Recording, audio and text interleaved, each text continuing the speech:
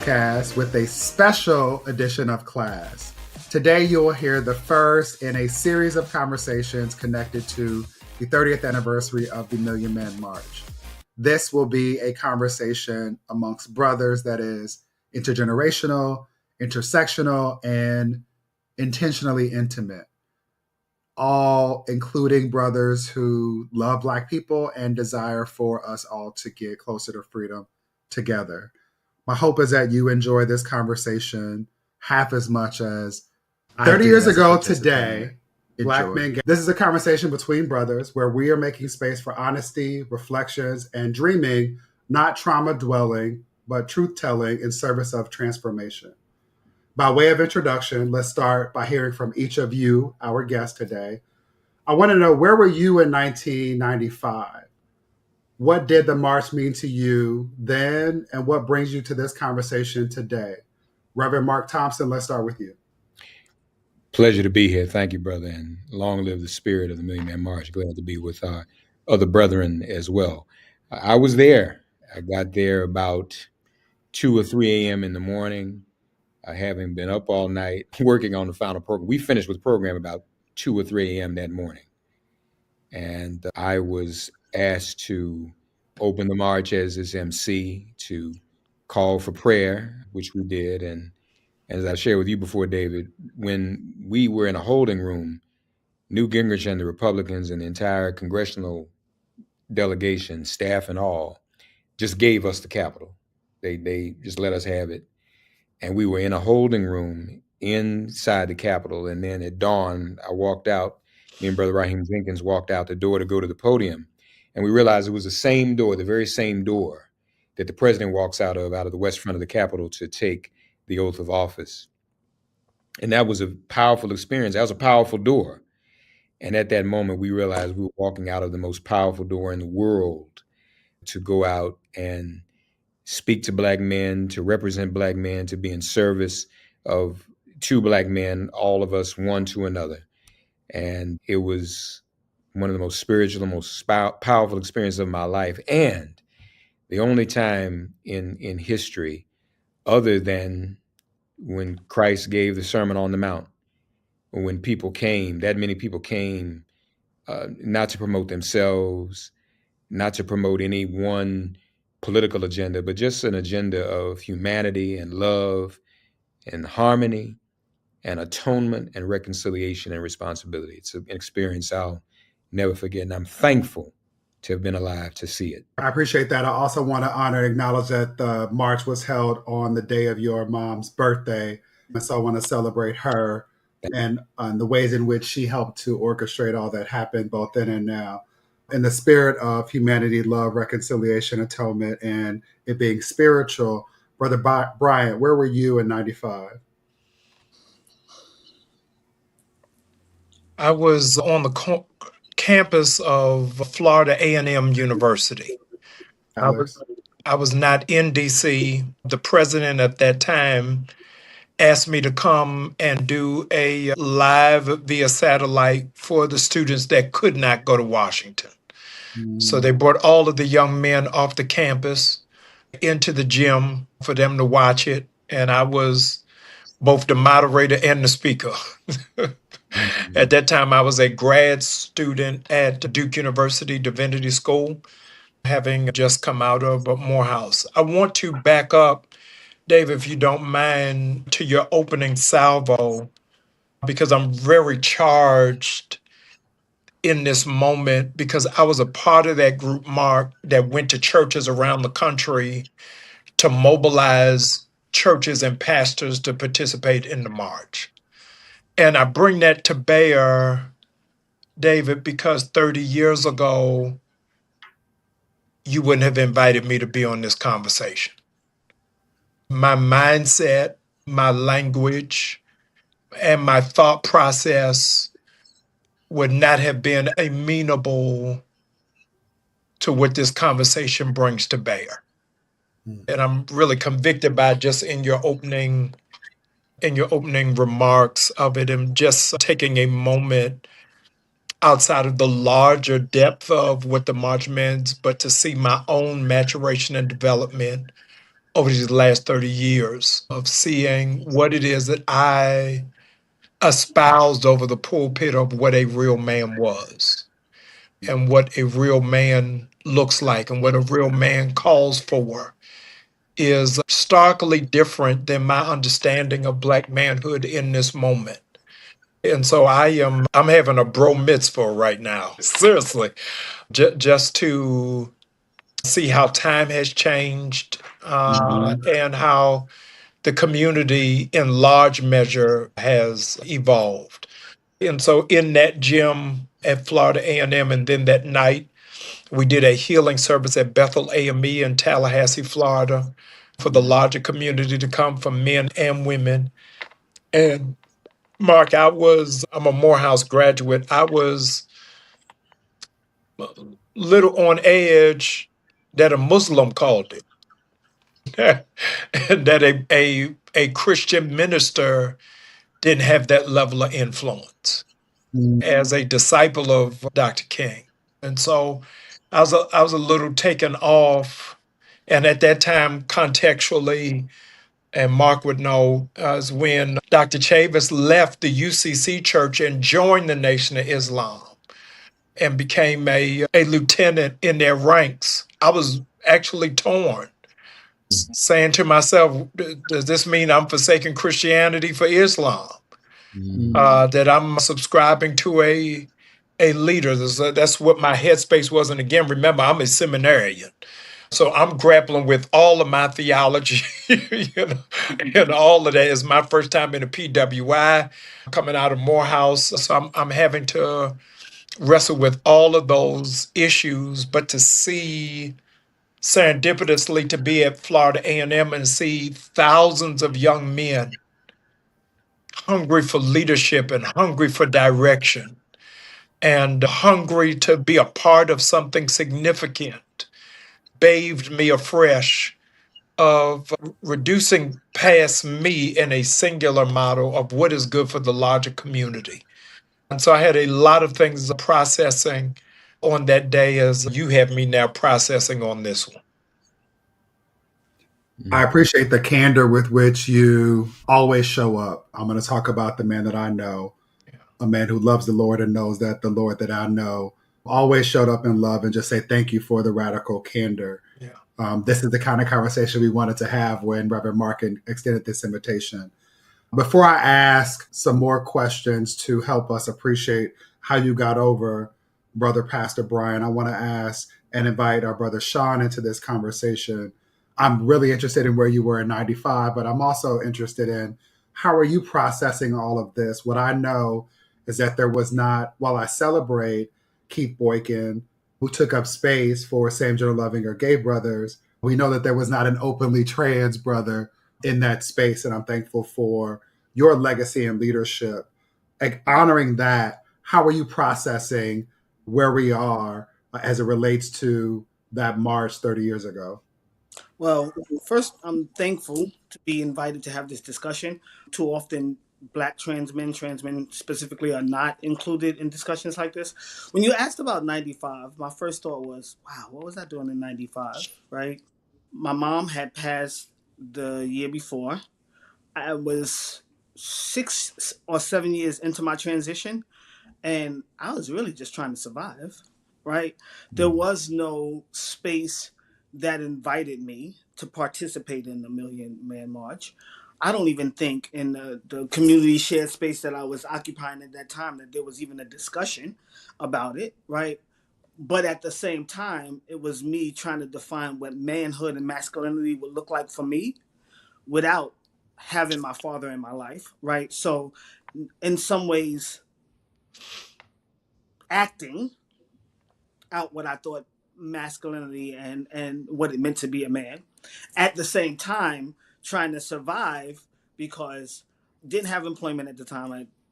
That's a whole other story, but would not show up in the ways that they expected me to show up, which hindered how I would become employed, right? So for me, what it was in 95, that year was just about survival, right? And what would my survival look like knowing that my mom had passed, my grandmother was no longer there. I was raised by my grandmother. I'm the oldest. It's just myself and my brother. My brother was locked up, and I'm on my way to being locked up because I'm doing whatever I needed to do to survive. So I didn't really have a lot of buy-in for the Million Man March, but still understood its significance.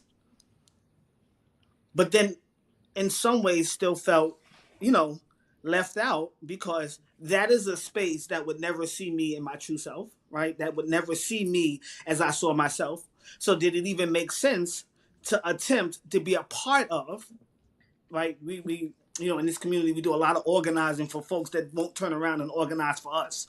And in some ways that was that space. So for me it was just about, screw that. I'm not gonna participate in something that at the end of the day still doesn't see me. And if I outed myself, because I can show up like this and no one would ever know, but if I out myself, what am I subjecting myself to in that moment? So why even participate for what? So yeah, that's what I was, a whole knucklehead back then, but that's where I was in '95. That's what was going on. And it sounds like there's a through line between where you were and where Pastor Brian was at that time, but keep going. Yeah. No, I think there is a through line right there, right? Because in some ways we were both defining what masculinity was going to look like for us, right? And Pastor Brian already recognizing what it was and not being challenged on what it was in his world, and me not even having the space to identify it, because who do you go to have a discussion around what masculinity looks like if you're questioning if that's who and what you are, right? And how is it perceived or received? What's odd to me is we're having this discussion and we're saying it's about sexuality, but for me it was never my sexuality that was in question, right? Which is another reason that I didn't feel like I fit in certain spaces. For me, I've always been a man who loves women. I've got to this space in a different way than most men, but I'm always a man who loves women. So if you're having a discussion around sexual orientation, that doesn't fit me. It is how I became a man that is in question, and I don't think we are nuanced enough to have that discussion, even in same gender loving spaces, because I can turn around and say, no, I see myself as heterosexual, and they'll all turn around and look at me like I'm delusional. So then I got to try to unpack why I think that way first before I get back to the point about what it means for me to be a black man in America. The beauty about this for me, and I hope that anyone receiving this can appreciate this, is that all of us have an opportunity, and I would argue an obligation, to learn. It's not lost on me that Reverend Mark talked about being there and learning in real time as things shifted, including what was supposed to be your speaking slot. I'm carrying you, Pastor Brian, naming you, talking about what a man is, looks like, calls for at that time in the evolution sense. And Sean, you and I'm appreciating the intergenerational nature of all of this. You and I think, are closer on the spectrum of chronology. I was not at the march. I was 12 at the time. Yeah. What I know is I had conversations with my godbrothers, my cousin JJ, who was a Morehouse man, grandpa, Kappa. He's the reason why I'm a Kappa today, in part. I know that I had conversations with them about what all of that meant, in particular because I also was searching for what it meant to be a man. And I'm thankful that we can have conversations about all of this, in part because there is more that unites us than divides us. Yeah. To conversations that each of us have had individually and that I know we'll have collectively. I want to go back to a thread in all of this, which is what makes a man. Pastor Brian, I want to go back to what you said in terms of you were invited to name this for folks, to offer up examples. Can you help us appreciate how you came into an understanding of what you were told a man or Black masculinity was supposed to be, and then how you evolved to where you are now? Yeah.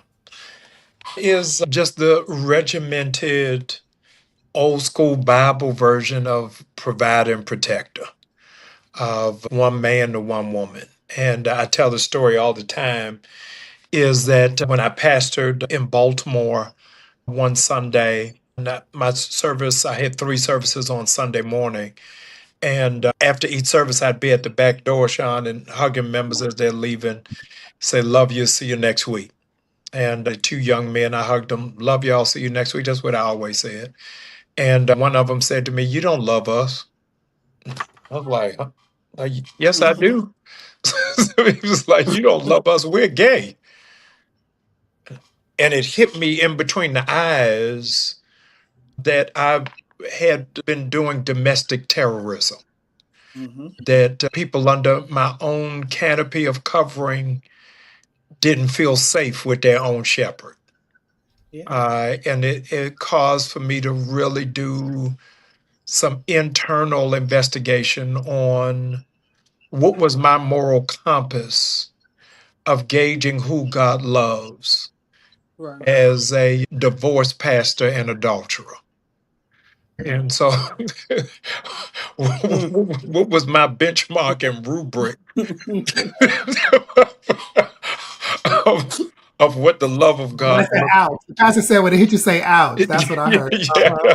Yeah. So finding what is that standard of manhood, which was a Walt Disney interpretation of Leave It to Beaver, but did not really deal with all of the nuances and the complexities of all of the dimensions of Black masculinity, and how a lot of what we've done in the church was spiritualized colonialism and really put back on to our parishioners what had been placed on us in our own oppression.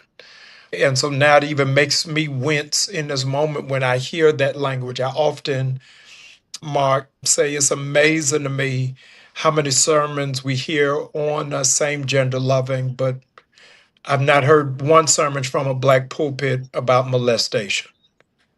I've heard not one. Not one.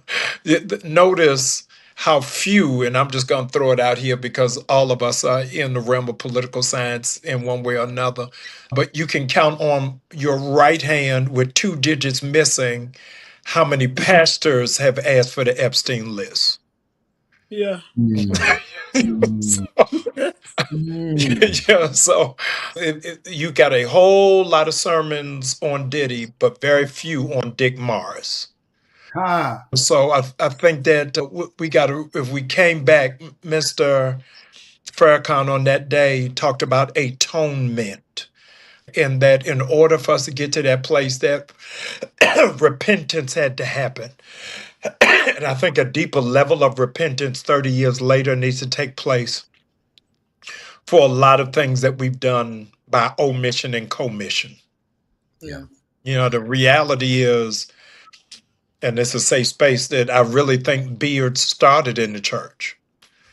It became a necessary device for a lot of people while we accepted it in the choir loft, but you couldn't get through it in the pulpit. Right.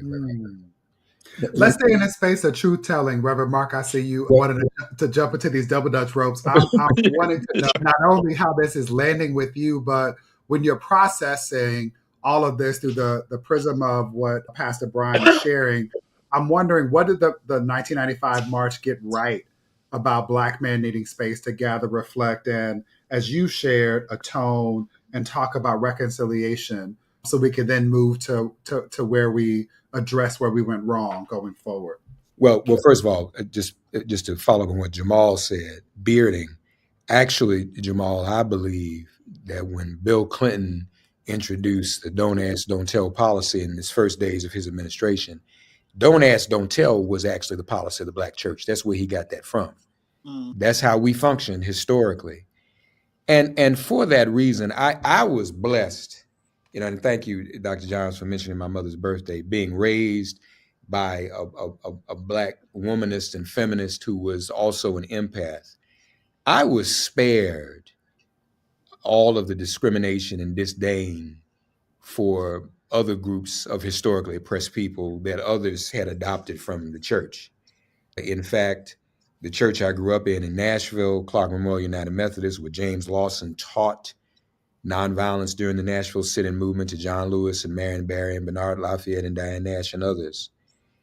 As a child, our assistant pastor, a Duke alum, Dr. Bryant, the first woman ordained in the Tennessee Conference of United Methodism, Dr. Karen Collier, was my assistant pastor as a child.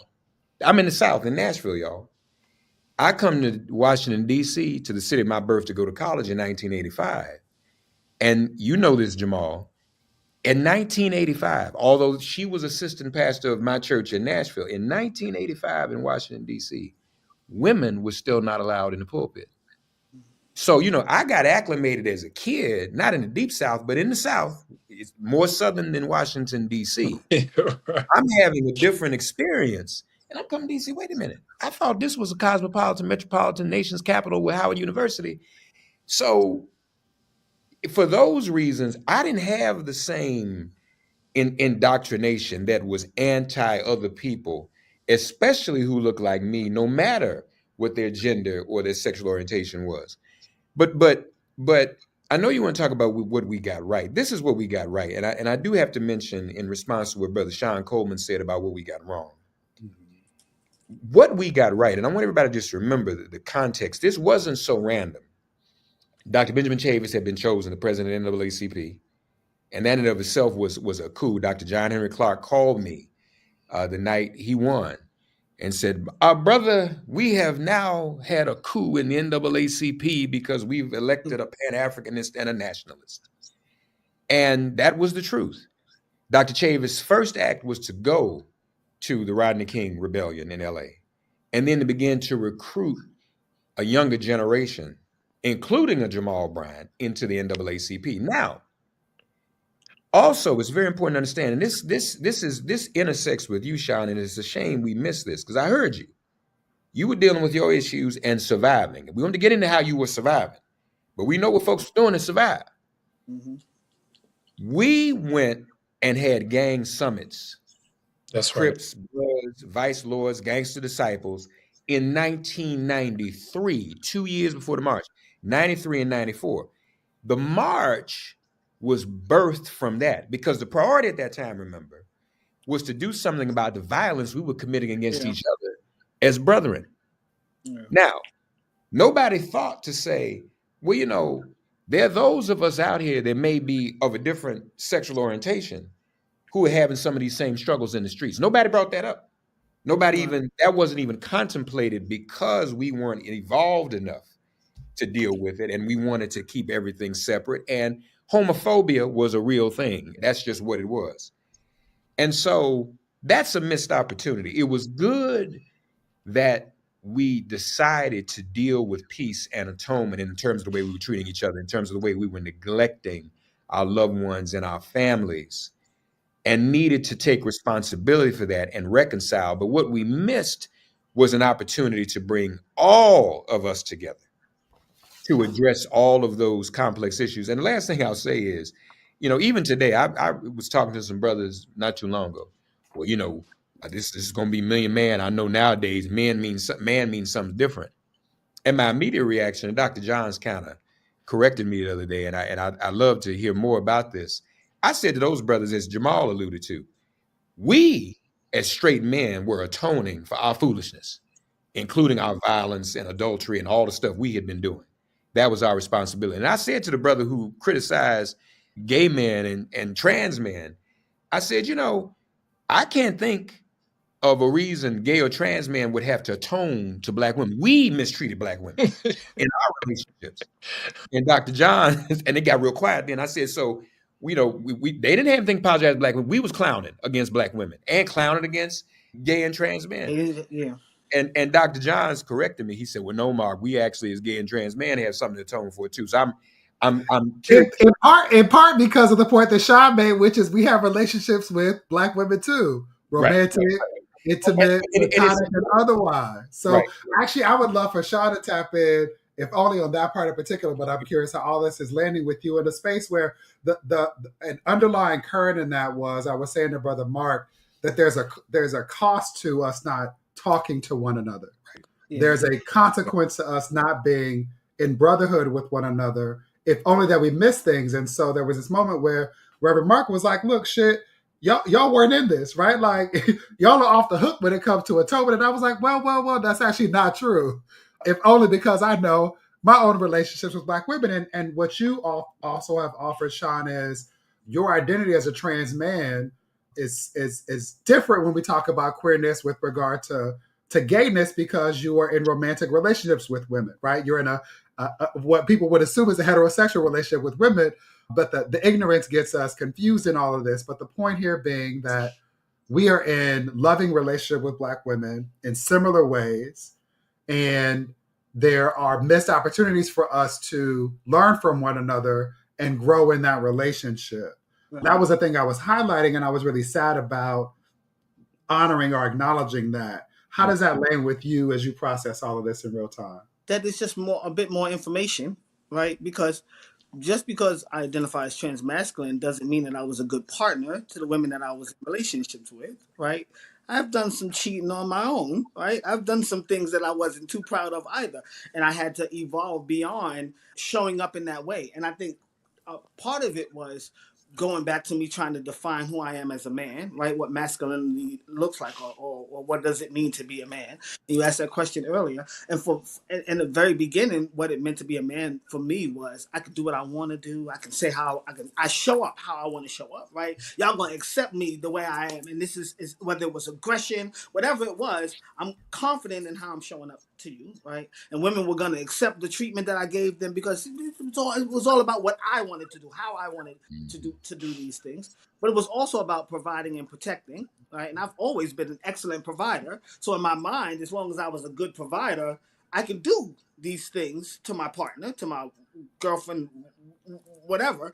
So we also have some things that we had to unlearn and unpack and creating this identity, right? But going into it, it's like the pushback that I got was no. Providing and protecting, that doesn't make you a man. A penis, my friend. A penis is what makes you a man. And if you don't have one of those, I don't care about how else you show up. I can show up like this all day. I'm still missing something that does not make that in some folks' minds, I'm not equal because I don't have that. They'll never see me as a man because I'm missing that part, right? So again, 95, I'm dealing with, okay, so if that is what I need, and I know I'm not going to get that because there were things I could have done to get it, but we're not going to go through that process. And then why do I have to go through that process to be seen in my full self? I think it did more harm than good because now I'm overcompensating for my masculinity, if that makes sense, right? Because I know I'm deficient in that way. I got to show up stronger. I got to show up harder. I got to show up with more aggression. And I for a lot of years, I got in my own way because I wouldn't create like this type of discussion. I would have never had this kind of discussion in 95. I'd have looked at y'all like, what am I talking to you for? Because in my mind, you're already judging me. So there's nothing to talk about, right? So it was, there's a lot of atonement that has to happen. But I think in order for it to happen, we have to have these discussions because y'all don't even know what we need to atone for. Y'all don't even know how we show up. Y'all don't even know what's like the process by which I've gotten here, right? Because Pastor Brian, back to your point, I was not this evolved back then. It's taken a lot of years to get to this point to even be able to admit some of the things that I felt and acted out, and a lot of therapy to process why I acted out in those ways, where the aggression was coming from, right? Yeah. It's so much that I'm unpacking myself as I'm having this conversation with you because it's like, that makes so much sense now. That is why you were so angry because society never allowed me back then to define who I was. And I'm screaming at folks through behaviors, bad and otherwise, because all attention is attention, whether it's good or bad. I'm screaming for this attention and I'm screaming to be seen as I see myself. And the more folks were resistant, the more I showed out. So there was still some atonement that has to happen. I probably still some ex-girlfriends I need to call and be like, I'm so sorry that I showed up in that way, but this is what was going on for me in that moment. And I want to celebrate that you arrived at that moment in brotherhood, right? And what is not lost on me in this moment is us all understanding that division serves power. Right, there's a cost and a consequence to us not being in loving community. There's a cost and a consequence to us not being able to have these conversations. And it's not just relational in that it affects our relationships with each other or the women that we love, but it affects our relationships with ourselves. I want to push on this in this moment. And there are two things that are competing in my mind. One is I'm simply wondering how this is landing with both of you, pastors, Mark and Bryant. But I'm also wondering if you can say more about the cost of all of this. Pastor Bryant, it's never lost on me when you share the story of engaging with your congregants, right? Being in a space with brothers who were told that they cannot be themselves. They cannot bring their fullness. It's fine if you bring your gifts and present them in the choir, but don't bring the person who loves you and enables you to manifest those gifts, which happens in the fullness of partnership in the same space. So in the form of two questions, it's like, how are you processing all of what we're working through now, honoring that we got to go through things to get there? And then what's the cost for folks who are not where you all are and being involved enough to at least have this conversation and be reflective? What do we miss when we're not at a place where we can do this with each other as brothers? I'll jump in. I would say that I often say to my staff, don't preach to the first two rows, preach to the balcony. Because so we got the buy-in to Martha's Vineyard and the Boule, but we missed it. So Mark talked about the prelude to the Million Man March was the gang summits, which I was blessed to be a part of. But what I tremble about, Mark, is it just dawned on me what was the dismantling or the undoing of the Million Man March was a year later with the East Coast, West Coast rivalry of Tupac and Biggie. And I'm only triggered because of Sean's picture behind. So, yeah, because I'm trying to. Totally matter. Yeah. I did the memorial service for both of them. And Russell Simmons brought me in. At that time, I became a national youth director to NAACP. And we did a East Coast, West Coast summit in Philadelphia, trying to bring to bear. And it brings to mind that we were excited Will Smith was there. We was excited that Jamie Foxx was there. But I think that we didn't do enough of the outreach to the corners that were necessary. And so I'll put it in church language. We were glad for people to walk down the aisle, but we didn't shut the back door. And so what needed to happen in the aftermath of the revival was discipleship.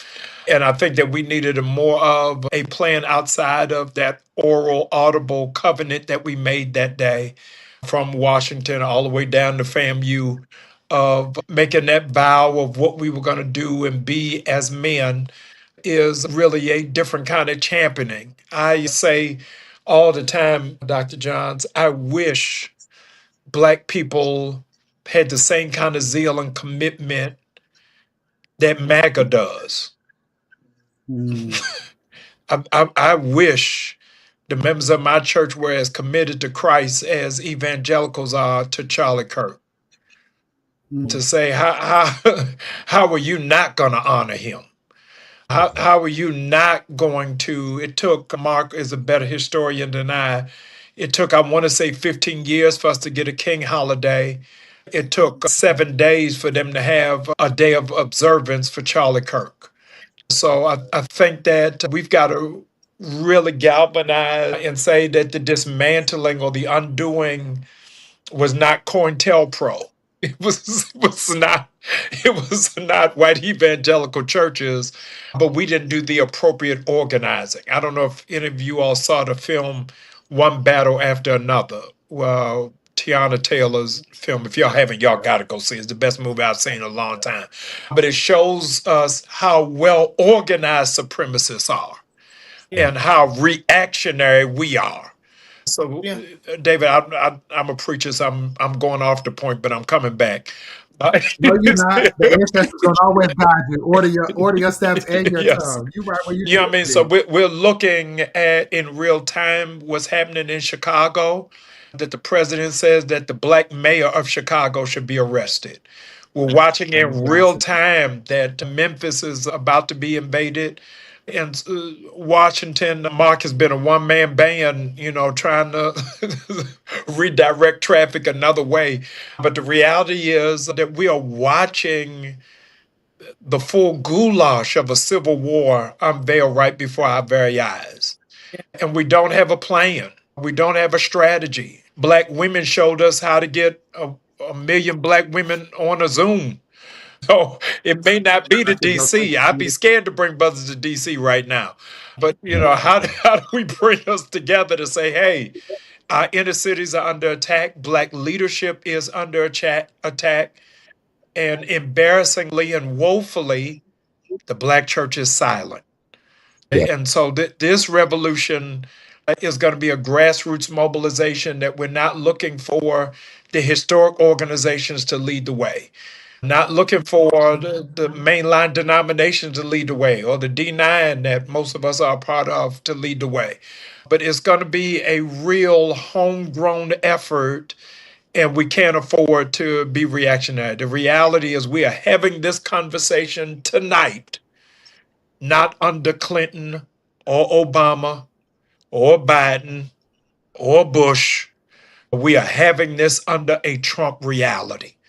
And under that Trump reality, then we've got to expand that conversation of what Dr. King calls the urgency of now. So, in conversations that I'm not a part of, David, so that we don't repeat them, is what are we saying about these camps that the president is now saying is authorized to open back up, even though they're proven not to be effective? So all of these conversations, I think, bring to bear for where we find ourselves in this moment. I'm sorry for going off. No, don't be sorry. I appreciate the bridge and you underscoring the urgency of now, and to bring brother Uncle Jimmy, James Baldwin, into the room, the fierce urgency of the fire, not next time, but now. And it has me thinking about, again, the reality that the militarized representatives of the occupant who propelled down from Black Hawks into a Chicago public housing building at ungodly hours of the morning to hogtie children and elders and American citizens did not discriminate based on sexual identity, gender orientation, or expression, right? They treated all of our bodies as marked by the stigma of minoritized status, or simply celebrating that some of us have skin that's been kissed by the sun. I want to channel that energy and shift into solutions. So as you process all of that, Reverend Mark, what is the opportunity for us to grow from the reflection of 30 years, of the benefit of 30 years of reflection?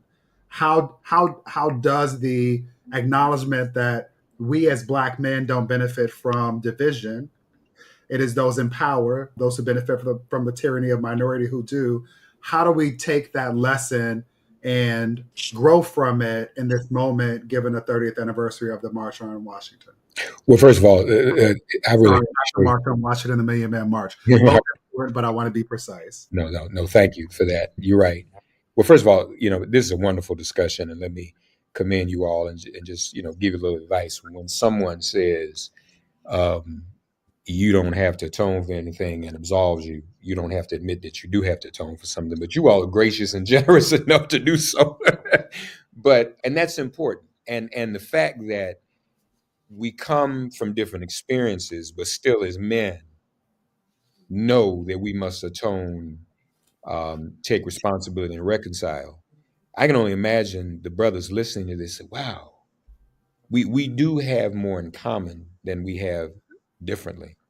One, I think we build on that. So we know more than we did 30 years ago. I think we all admit that. We've all grown and matured. All of us have in many ways. And so what is a threat to justice for any segment of our community is a threat to every segment of our community. And so we look at the president and the military and ICE. We look at Black men being targeted overall for disinformation and division and confusion.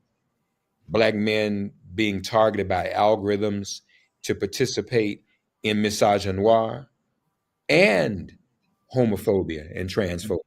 Mm-hmm. All of these things are happening. And we also must understand that if we are standing up for the family, folks, we're not just talking about our immediate biological families either. We have a duty to stand up for the entire human family, first of our own as African people, our village. And there's never been a time when we've done that where others have been excluded. So we can't afford to be divided on anything, on any topic. Mm-hmm. We must defend one another when it comes to this fascist, totalitarian regime that we're dealing with. And some folks are still shocked that it's going on, but it's real. And so whether it's ICE, whether it's the women in our lives having their bodily autonomy stripped away. And let's face it, before Barack Obama endorsed marriage equality, a lot of Black folks and a lot of folks in the Black church still weren't there. But first Black president makes a difference. And that was a solid move that transformed people, and it's become something that's more accepted. Know this now. This Supreme Court, as much as likely as it is, it will harm voting rights even more this very week of the Million Man March anniversary. In the near future, we all must know and be prepared for it to reverse Obergefell and that. So we can't just... Which provided for marriage equality for those who don't follow the Supreme Court because you live in. So just as Jamal was saying, well, what is the church doing? Well, first of all, we got to stop acting shocked that I can't believe this. Stop. Expect it and prepare for it. And if we are really doing what we ought to do in our churches, and to be clear, folks, the church has always been, for good and bad, for success and failure, our most consistent and strongest political institution. And so if we don't get ourselves together, we can't fight these battles. We can't win these battles. We must come together now more than ever, especially as Black men, not at the expense of Black women or anyone else, but Black men of all experiences, to say we will defend our people.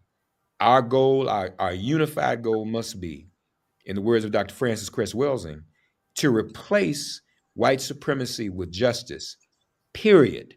That must be it. And so we must defend Black men from the criminal justice system. We must defend Black men from transphobia and homophobia.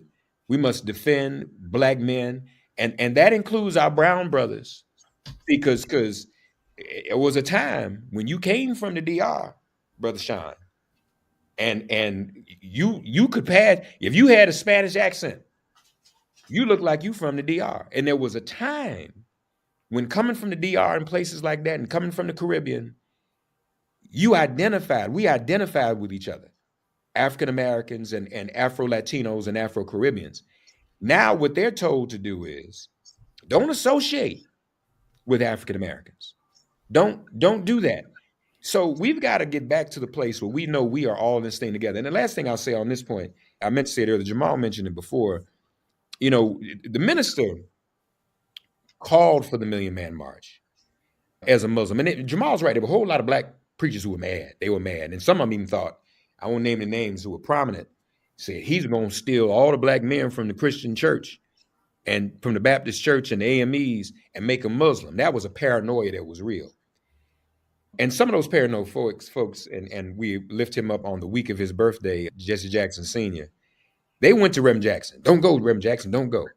And Reverend Jackson was under a great deal of pressure not to participate in the Million Man March for all of those reasons.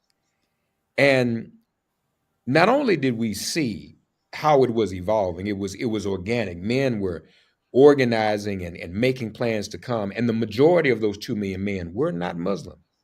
So in the days leading up to it, Dr. Johns, I ran into Reverend Jackson Airport. I'm still in my 20s. And this was a mentor to me. But I took the opportunity to mentor to him. I said, Reverend Jackson, if I may be so presumptuous as your protege to give you some advice. What? I said, this is bigger than all of us. It's bigger than one faith. I said, Reverend Jackson, if you don't go to the Million Man March and speak, you may not be relevant in this next generation. And I had the boldness to say that to him. He looked at me. Wow. And then we got on a separate plane. Yes, I did, Jamal. You can answer this true. And cell phones were just popular then. So as soon as I landed in my destination, we went separate ways. My phone is blowing up as soon as I turn it on after I get off the plane. We weren't even texting like that then yet. And it was Reverend Sharpton. Mark, what did you say to him? He's coming now. I said, I know. That's why I told him that. And even the minister said, Reverend Jackson gave the greatest speech of the day. And to your point, what can a million men do? That was his refrain. Call and response. What can a million men do? We can care for one another. We can end the division and the violence against one another. We can build our communities together. We can take care of our families. And studies have shown that Black men, even if they aren't married to the mother of their children or living in the home every day, they are more involved in the lives of Black children than white men. And Dr. Johns, we talked about this too the other day. Than any other group of men, to be precise. You remember this too, Jamal. God bless, rest his soul. Dr. Leonard Dunston, National Association of Black Social Workers and the Black Family Summit. He made a challenge that said too many of our children, Black children, are being adopted, Sean, into white homes. And that changed. Black adoptions and Black foster homes skyrocketed after the Million Man March. We need to continue to do that. And let me tell y'all something. It's nothing wrong. We got to get over this stuff. If there is a same gender loving parental home that can provide for Black children who have nothing, that's okay. Because God blessed us to be not only the first civilization on earth, but some of the most beautiful people on earth. And we are loving people. We can provide. We can do all of this. That is what we must continue to do. That's the legacy that we have to hold up. We have to take the pledge again to one another and decide that we're going to continue to rebuild ourselves. Yeah, this is good. Matthew 18:19-20 says at the end, for where two or three are gathered in my name, there I am among them. And that is not lost on me. The thread throughout our conversation that as African descendants, as original curators of cool, as the original influencers, we also have linked fate. What happens to one of us, in spite of our socially constructed differences, affects all of us. None of that is lost on me, that we have the power to gather, not just in 1 million, but I think the receipt is there were 2 million brothers gathered 30 years ago. A 250,000 of those brothers registered to vote on site. And so we know that when we gather, powerful things happen. Brother Coleman, I'm curious in your answer to that question, what can happen when a million brothers gather, honoring that you are doing this work and you have a unique moment to speak at this pulpit some 30 years later. So honoring all that you know based on your leadership at Destination Tomorrow and the statistics about our community that include Black, trans, and non-binary young people. Nearly 60% of them consider suicide. 1 in 4 attempt suicide in any given year. Black LGBTQ youth are overrepresented among them. 40% within the homeless are folks experiencing housing insecurity. I could go on and on and on, right? What we know is that most of us are overrepresented in the lowest rungs of quality of life ladders. Knowing that and the power of brotherhood, the power of these relationships, what would your message be? What would you be asking a million brothers to do in this moment right now? I want to take one step back, right? Because we were saying about how originally it was about gang violence, right? And we're having discussions around gang violence, and that's what initiated these discussions, right? Which actually led to the march. What's on my spirit is, how do we have a discussion with Black men around violence and not include the fact that Black men were violent towards their gay and trans siblings, right? So I think in this moment, it gives us the opportunity to have that discussion because it still happens.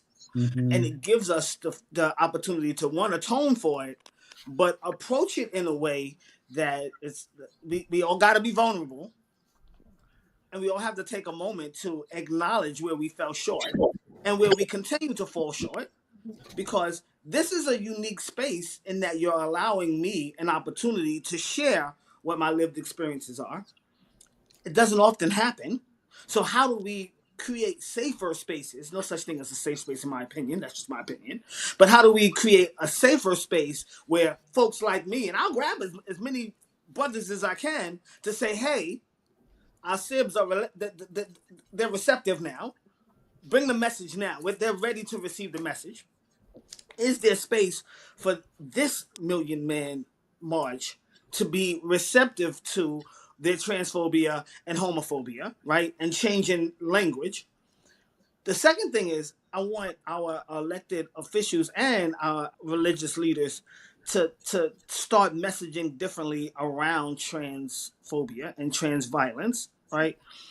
We've allowed crazy folks to completely grab the narrative around what it means to be trans. So even our siblings don't completely understand us because my platform's not big enough to reach the folks that I need to reach. You can. So the message that you now have to put out is, hey, that's Brother Sean. He's a man of trans experience. Hey, let's have a discussion with him because there's some commonalities that we share and we should be and could be working together. When we talk about the Supreme Court is getting ready to hear a case about conversion therapy, right? I believe Colorado is bringing it. I'm not showing that, but you're right. That's accurate. Around conversion therapy. Right. And it looks like they're going to side with Colorado. Again. What does that mean for Black, and I say Black people because I love us, but what does that mean for trans people, right? How does the states now come back in and say, oh, we will no longer allow you to identify like that. And as a matter of fact, if you continue to believe that that's who you are, you're delusional. And because you're delusional, we can now come in and whatever therapies they believe we should now have. We are in danger. But again, my platform is not loud enough for me to amplify that danger. I need someone else who can, I don't want to say step aside, but create. Pass the mic. Someone who can pass the mic, who can shine the light. Because what oftentimes happens is folks in our community will hear, oh, they're getting ready to rescind conversion therapy. Oh, those freaks need it anyway. They delusional anyway. Because they don't get the opportunity to sit and talk to someone who's of trans experience. Right. And the media has allowed folks to believe that, like, when they talk about the bathroom bills, did you ever see anybody like me in that discussion around trans people going into the bathroom? No. And it was done on purpose because they know if they'd have shown me going into the restroom with your wife or your daughter, if you're talking about protecting people, let's be honest, like, you're doing us more harm than good because we have not been able to create a platform where we can tell our own stories. And I'm hopeful that a Million Men March will include an opportunity to have shared voices, diverse voices that historically haven't been heard before. Yeah. I think the last thing that I'm gonna end with, when it comes to the church and most trans people, many of us are still traumatized by the experiences that we had in the church. Yeah. And one or two folks can come about and say that that's not what we think anymore. But until I see changed behaviors, and not just from one person, but that entire culture, right? It's difficult to get a message through. Now, I love the Lord, and I know the Lord loves me. I'm a child of God. And I know that. And no one can ever tell me that I'm not. But there's messaging that will make me believe that that's not the case. And again, the pastor may be coming out and saying one thing, but if your congregants are still believing the hype or what they've heard, I can't go in there either because it's not a safer space for me. So what does creating these safer, because I honestly believe the church is the foundation. My grandmother brought me up in the church. That's the foundation. That's where the organizing happened. But if I don't feel safe going into that space, how do I organize? How do I find community? How do I find family? And if I'm genuinely looking for family, I need somebody to continue to extend the olive branch as many times as you may have to, with the understanding that we are deeply traumatized by some things that have happened to us in the church. Yeah, I want everybody to be clear that religious trauma was added to the DSM, the manual that psychologists associated with the American Psychological Association use to treat us with regard to mental health, at the same time that the assumption that people who are queer, trans, or gender expansive have dysphoria and that makes us crazy was removed from the DSM. So we're talking about actual real things, not just things that are imagined. And my brother, leader, Pastor Bryant, I know personally that you have evolved in this regard. You started this conversation, inviting us in and declaring the work that you've done in this regard. You preached at Bishop O.C. Allen's church, which everybody should know is LGBTQ affirming. And have also said that your own church, New Birth, is a love church, not defined by who it excludes.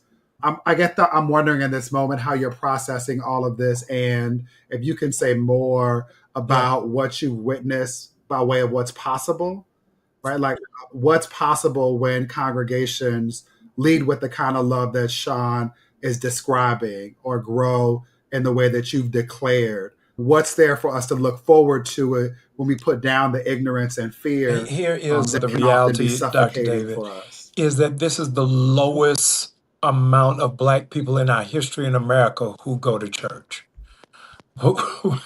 We're down to 27%. This is the highest, Sean, number of Black people who self-identify as atheist, 8%. Between now and the end of the year, 15,000 churches will close in America, Black and white, whether that is because of economy or technology. You are seeing all of the data come in from Pew Research that says that Gen Z is looking for something spiritual that they have not seen, that they've got a thirst for it. And so I think that churches have an incredible opportunity for revival in reinventing themselves without compromising themselves. Of saying that this is really the manifested love of God, and this is what love looks like outside.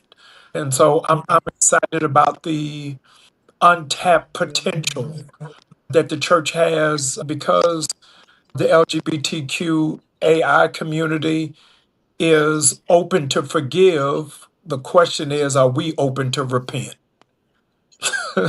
So I think that it takes on both sides. So it may not be a million men, it may have to be a million pews that takes place, that the church calls ourselves together to really reflect what the love of God is supposed to look like, and then how do we move forward. As one of you intonated moments ago, I think it was you, Dr. Johns, is when the Black Hawk helicopters come in at all hours of the night, they're not asking you about what your preference is. They're not even asking you what your citizenship is. That's right. Right. And so we've got to figure out how do we get on the same team so that we don't shoot each other in friendly fire.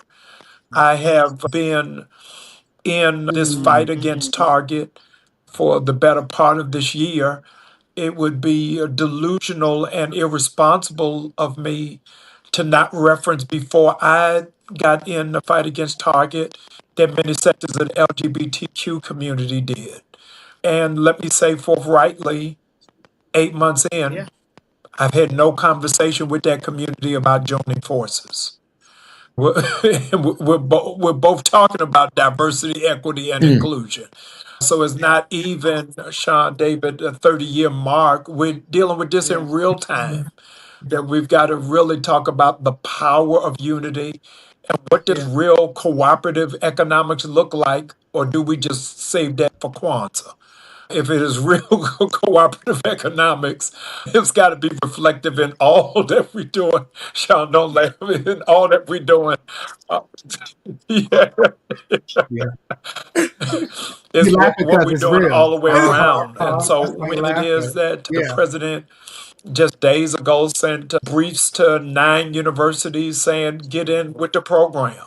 If not, you're going to lose the funding. And so that does not just impact Black students, but it also impacts LGBTQ AI students as well. And so I think when we're talking about the banning of books, when we're talking about the hijacking of curriculum, when we're talking about the firing of professors, that's across the board. And I think that we've got to have a much larger conversation rather than operating in silos.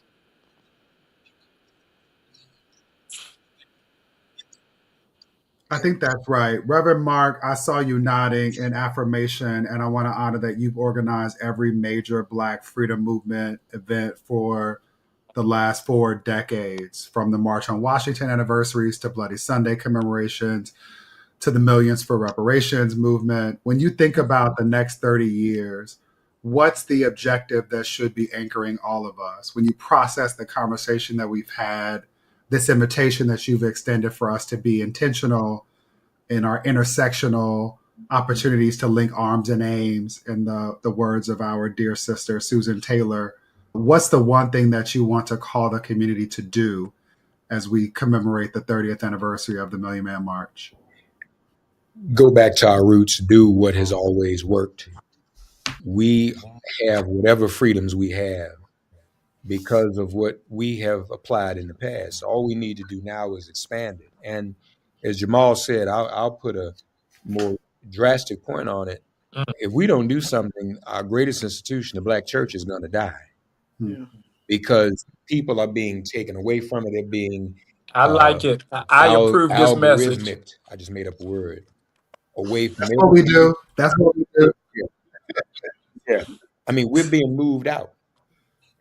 So it's only practical that the Black church has to expand its base and its horizon, because we need a place where we can go and seek shelter and organize and work together. And it starts right here with the four of us.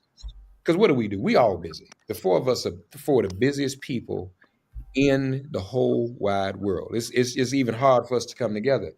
But we have got to decide to set the example to continue this dialogue even beyond this 30th anniversary between Black men of all kinds and sorts. You know, is also, and this is important for the church to understand, this is the 50th anniversary of James Cone's God of the Oppressed. And the American Academy of Religion is having a whole section on that during its Thanksgiving conference. I'll be there. Dr. Cone included LGBTQIA in the God of the Oppressed. Mm-hmm. And so the church got to remind itself, the church is not for folks who are just doing all right all the time, or who have survived, or who have gotten to a station in life where they bougie. The church really has to be a place for those who are the remnants to come, for those who are oppressed to come and have fellowship and seek understanding and relief and organizing and education and mobilizing. And so that's really where we have to go. And that's be it our churches, be those, we talk about the church, but there were a lot of mosques and imams 30 years ago who weren't feeling this diversity either. All right. So let's be clear. It's not just a Christian, a problem of Christianity.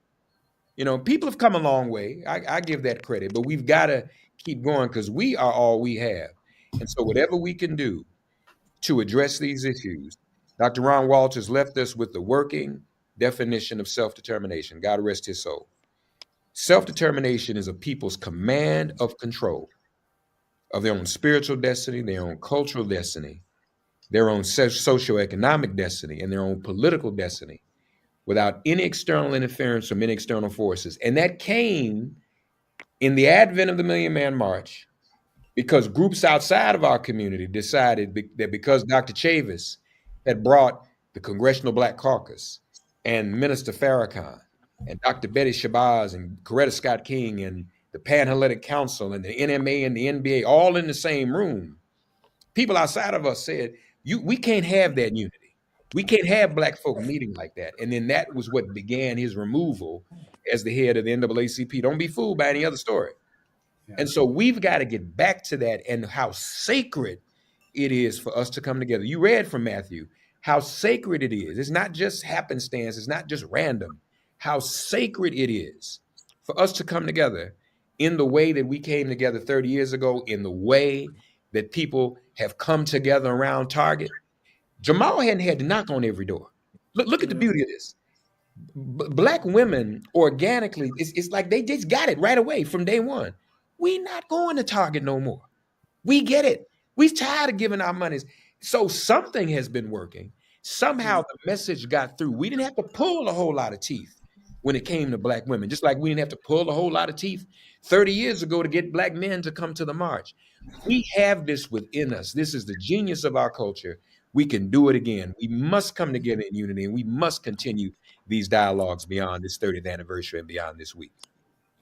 Without equivocation, to that point, to those points, rather, to be precise, I want to celebrate that there is a group of Black, queer, trans, and gender expansive men that helped me conceive of this format. And we will produce a subsequent series of discussions that will build upon this base. So shout out to each of you. I love and appreciate you. Similarly, I want to acknowledge being an unapologetic member of the Mama's Boys Club and the We Love Black Women Who Love Black People Club. A particular acknowledgement to our sisters, Tamika Mallory and Nina Turner, who are co-conspirators with Pastor Brian in the Target Fast and who have done a lot of the work that made it such that that has been our experience, Brother Mark, right? That it was just easy to turn that switch because like Joe Takei, who you mentioned earlier, in raising a lot of money for Kamala Harris and then building the blueprint that other people use, it is Black women that pioneer things that we benefit from. The last thing I think I want to name in this point is that it's important for us to do this labor, the labor that it's clear that each of you have done and are continuing to do, including through this conversation. Thank you for how you've shown up and moved through it. For the labor that each of you do in your work and at home. I'm almost certain, Sean, that I heard our new baby Yes. Get on record and Yes. co-sign a part of this conversation earlier. That fills my soul, honoring that that's who we do this for, right? Anybody who knows me knows that I care deeply about teaching the babies. Yes. And in this moment, I'm thinking about young people who are watching us right now, the 12-year-olds, as I was in 95 in Inglewood, California, or Chicago, in the Bronx, in Atlanta, or in a town without a popular name, who are trying to figure out what Black manhood means and what brotherhood looks like. What I feel anchored in this moment is that we are modeling that, or at least what's possible for them. I want to invite you all, by way of closing, to answer the question, what are we teaching the babies? And maybe precisely what's one concrete commitment that you are making, something specific, actionable, and connected to what we're discussing that will change the way we have this conversation 30 years from now. Brother Sean, why don't we start with you? I think I am committing to show up in my authentic self, right?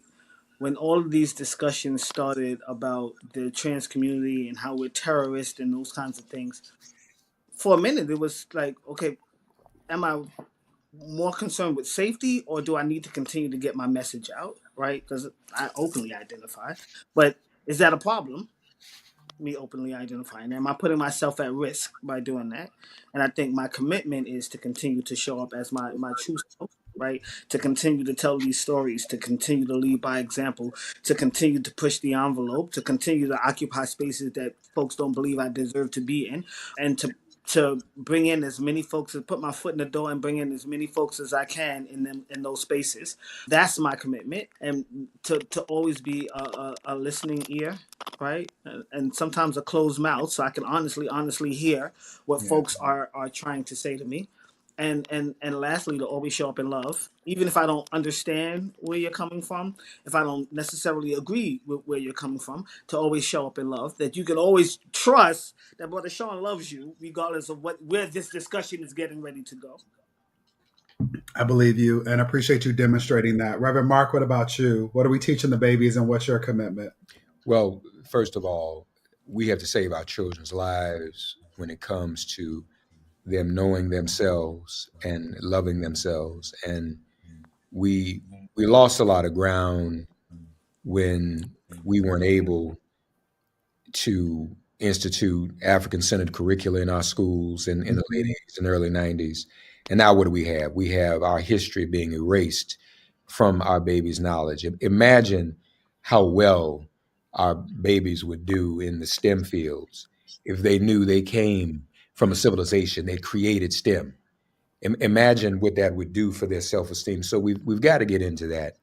And as people have heard me say ad nauseum, I can't talk about our babies being in school without going back to school myself. And so as the doors, as Dr. Brian said, as the doors of the church are closing more and more, as many as 15,000 even this year.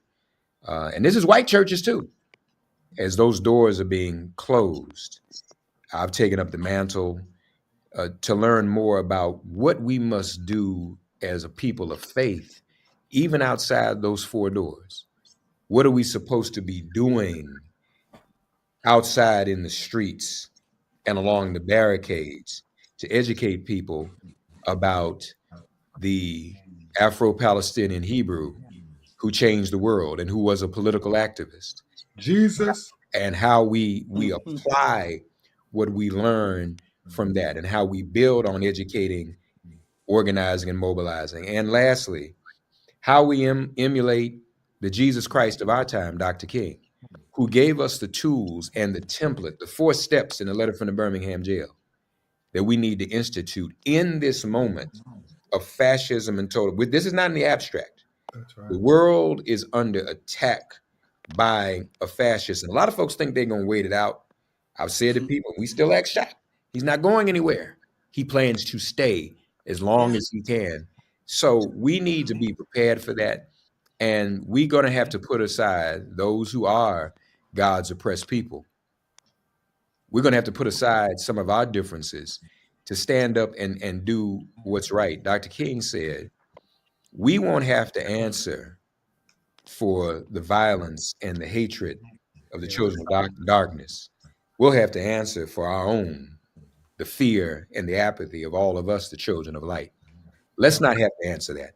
Let's continue to organize. Let's go beyond the commemorations, the anniversaries, the singular events, but let's find ourselves in spaces on and off the air where we can have these frank conversations. And in the words of Kwame Ture, organize, organize, organize.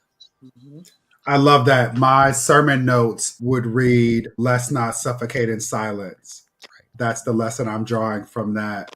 And what's not lost on me is you honoring the legacy of Dr. Martin Luther King Jr., who we would not have in the form in which we were gifted him if it were not for his relationship and brotherhood with Bayard Rustin, who taught us and taught him nonviolent civil disobedience, who was his chief confidant, speechwriter, godparent to his children, confidant to his wife. Again, it's an affirmation of the importance of brotherhood. Related to that, and celebrating the opportunity that faith institutions have to appreciate that the work, capitalized and italicized, happens outside of those 4 walls, outside of that exchange on Sunday. Among the things that I appreciate about the work that you are leading with a whole lot of labor and love, Brother Pastor Bryant, we'll frame all of that as contextually appropriate and give the last word to you, which is how is all of this resonating with you when you think about how this might show up in the liturgy of your congregation? The charge that you will leave with immigrants. We not mentioned unprotected and vulnerable brothers and sisters from Jamaica, from Haiti, from Ghana, from Nigeria, from the Congo, from the LGBTQ. How do they feel safe in our sacred spaces? How does the Black church become sanctuary for those who are not getting a appropriate, proper public education? I am challenging Black churches to have a library, Dr. David, of banned books. I am challenging our Black churches that Sunday school should not just be coloring Noah's Ark, but really understanding where it is that we are in terms of coding, where it is that we are in terms of technology, and where we are in terms of learning. I say to the babies that I take a responsibility to raise up in the Black church men who are not just stoic pillars of strength, but also models of vulnerability, and that our vulnerability is our strength. And I am strengthening our conversation today, not from data, not from quotes, but from heartstrings that have come out in this conversation. And to model to the babies that being a man also means being vulnerable. And your greatest level of toughness is vulnerability. And so that's what my takeaway and what my charge is. I love that. I paused to allow my 12-year-old self to process that message and to reflect on how different the journey might have been had I had the opportunity to receive that message. Honoring that I have a lot of superpowers, being a descendant of Africans, that not being one of them, I'm thankful for opportunities like this to sit in a safer space, to be reminded of what happens when brothers gather with great intention and in love. And I'm thankful for many of the lessons that I will take from this conversation, among them, including having heard that the cost of exclusion isn't abstract. It's young people without shelter, safety, or the affirmation that they deserve to live as a consequence. I heard that rigid masculinity doesn't protect Black men or boys.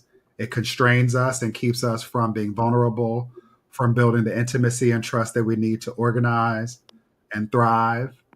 And I've heard that repair is already happening wherever brothers choose to lead with love and to expand boundaries rather than police them. And I'm thankful to each of you for these lessons. What I know is that the 1995 March asked Black men to atone. And 30 years later, we're saying atonement requires repair, and repair requires us to expand, not police, the boundaries of brotherhood. The work continues. This conversation continues. And to everyone watching, I'm asking you, what is your commitment to exploring radical possibilities? Where will you show up differently in service to our collective mission? Throughout October, Million Man March anniversary events are happening in cities across the country. Find one, join one, or create one in your community via millionmanmarch.org. We'll also post the information via mbjc.org and across digital platforms at MBJC On The Move and amongst our partners, including those featured here.